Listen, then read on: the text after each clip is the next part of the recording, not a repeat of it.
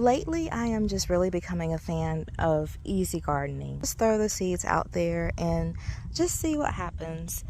This plot here that you're looking at is an area where we had our kale last year, and then after the kale came up, we planted fall beans here, and the soil is just really beautiful, nice and rich.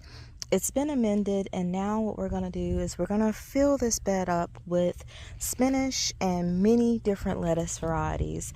And then I'm just going to lightly rake it over and water and just wait and see what happens. Everyone loves fall greens. Everyone loves lettuce and a salad. And who doesn't love having some spinach? It really can be as easy as having some good composted soil, some quality seeds, and just a little time to sprinkle them out and cover them. Looking closely, you can see the spinach seeds, but the lettuce seeds are so fine and tiny, you probably can't see any of them. But I have planted this super densely, so we're gonna get something.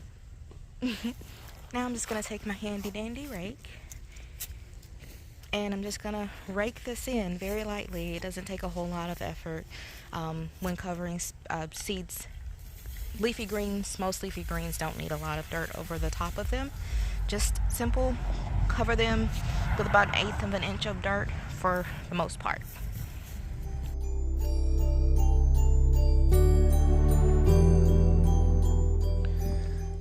So it's like these guys know that fall is upon us because they have been growing so fast. Look at that. Be careful. Getting nice and big. And then there are some new ones that are still popping on. Oh, sorry, bee. There's some down there. As far as the new ones that I saw popping on, that I'm pretty sure they won't get a chance to reach maturity, but it's just interesting. I'm learning about this plant more and more. It tends to do the most of its growing in that turnover part of the season from summer to fall. And in previous years, we've planted it in summer, spring, summer area, and then it does very little. And then when I first had my success with it, it was because I left the plant alone, thinking, you know what, the thing is dead, just leave it. And thankfully enough, we had a rainy season, so it got watered and everything, and boom. So I think planting this one later in the season, around the time where I would generally plant broccoli and cauliflower, is going to be the most beneficial thing for me. Just growing and learning. Let me show you how this bed is doing. This bed on the other side here is where we scattered all those lettuce seeds and spinach seeds. I love how the spinach is just coming up in like clumps, but you know, it's okay. Maybe the rest will pop up. I try to do a good job scattering it, but maybe I didn't do as well as I thought. It's hard for me to get you a full-on view of this particular bed because of where it's located, and I want to respect the neighbor's property and home. But I will try to get you a full angle of what this area looks like. Here, down there where you see the peas, there's also kohlrabi that we scattered. I don't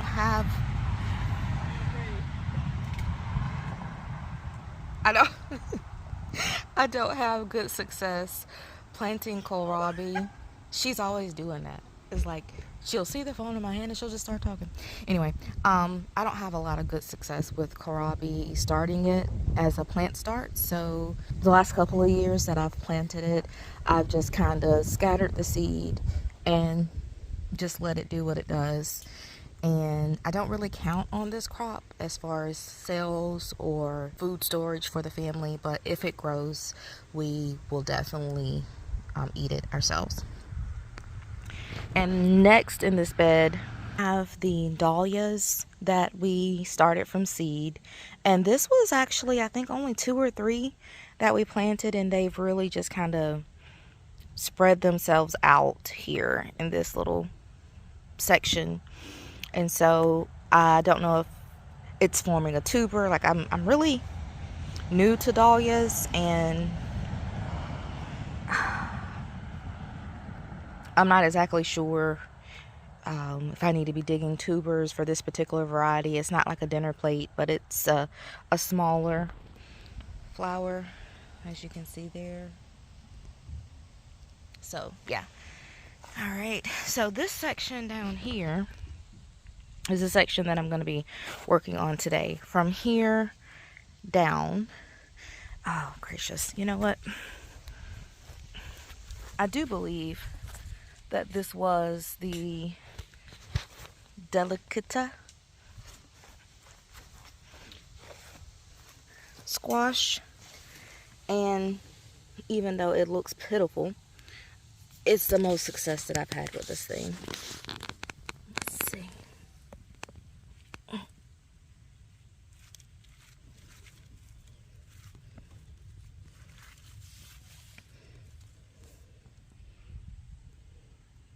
There it is. All the leaves have died off of it, so I'm gonna just take this little mini squash. It's so cute and adorable. So yeah, this is that same section where I just pulled the squash from, and this is outside of the bed, obviously. And this section from the, why can't I think of the name of this grassy, is it sorghum? I think it's sorghum. From the sorghum down to the end of the bed here, I'm going to be just weeding that section up real good. And I'm probably just gonna throw a batch of either kale or some arugula seeds in there. I had kale on the opposite side of this bed last year, and I didn't do the scatter method. I set those out, and those did really good over there on the other side. So I think I'll just put a few over on this side this year. I actually ended up planting cilantro and cauliflower instead. Thanks so much for watching, guys. We appreciate your support. Please subscribe if you're new. If not, give us a like, and we look forward to seeing you on the next video.